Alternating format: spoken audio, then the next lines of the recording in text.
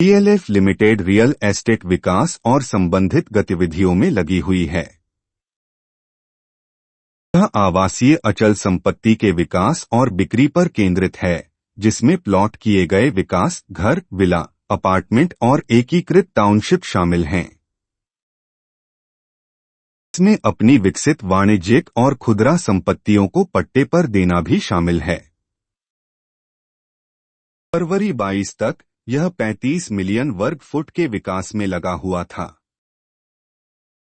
क्षेत्र जिसमें 47,000 करोड़ रुपए की कुल बिक्री क्षमता के साथ वाणिज्यिक और आवासीय परियोजनाएं शामिल हैं। ईपीएस प्रति शेयर आय 11.0 है। यह कंपनी के लाभ का वह हिस्सा है जो प्रत्येक व्यक्तिगत शेयर को आवंटित किया जाता है।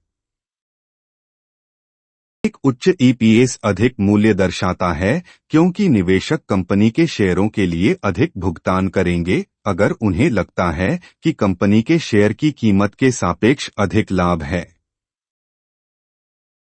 कंपनी ने 39.0% का स्वस्थ एबिट मार्जिन रिपोर्ट किया है। यह इंगित करता है कि कंपनी को अच्छी तरह से प्रबंधित किया जा रहा है और इसकी निश्चित लागतों का भुगतान करने के लिए पर्याप्त धन है, जैसे कि ऋण पर ब्याज, कर आदि। कंपनी ने 0.6% की कम लाभांश उपज बनाए रखी है। आमतौर पर ऐसी कंपनियां अक्सर विकास और विस्तार के लिए कंपनी में लाभ वापस लाने का विकल्प चुनती हैं और इसलिए उच्च लाभांश का भुगतान नहीं करती हैं। स्टॉक 5.6 बनाम 10.0 के उद्योग औसत बनाम प्राइस बुक वैल्यू अनुपात पर ट्रेडिंग कर रहा है, जिसे व्यापक रूप से अंडरवैल्यूड स्टॉक के लिए एक मानक माना जाता है। यह इंगित करता है कि संभावित उल्टा के लिए अधिक हेडरूम है। कंपनी के स्वस्थ फंडामेंटल, मजबूत विकास संभावनाओं और स्टॉक की सकारात्मक प्रवृत्ति के आधार पर इसे मध्यम से दीर्घकालिक क्षितिज के लिए जमा करने पर विचार करने की सिफारिश की जाती है। इस सिफारिश का समर्थन करने के लिए नीचे दिए गए कारकों को ध्यान में रखा गया है। कंपनी इंडस्ट्री एवरेज के मुकाबले डिस्काउंटेड वैल्यूएशन पर ट्रेड कर रही है। कंपनी का ब्याज कवरेज अनुपात 7.4 है, जो इंगित करता है कि वह अपने कर्ज चुकाने के लिए पर्याप्त पैसा कमा रही है और वित्तीय चूक की बहुत कम संभावना है। कंपनी ने नवीनतम तिमाही में तारकीय परिणामों की सूचना दी। पिछले साल की समान तिमाही की तुलना में शुद्ध लाभ में 196.6% की वृद्धि हुई है।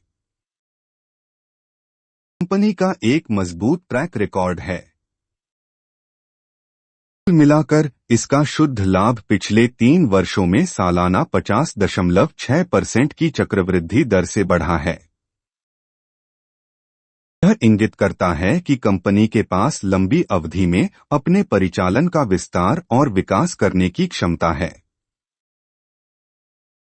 स्टॉक ने पिछले 3 वर्षों में शेयरधारकों को 30.6% प्रति वर्ष का उत्कृष्ट रिटर्न दिया है।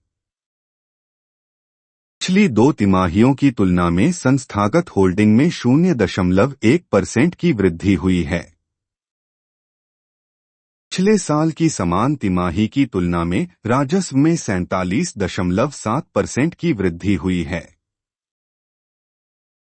पिछले 3 वर्षों में राजस्व सालाना 5.4% की चक्रवृद्धि दर से बढ़ा है। कंपनी ने 4.2% की इक्विटी पर औसत रिटर्न बनाए रखा है, जो व्यवसाय के लिए उपलब्ध इक्विटी से लाभ उत्पन्न करने की प्रबंधन की क्षमता को इंगित करता है।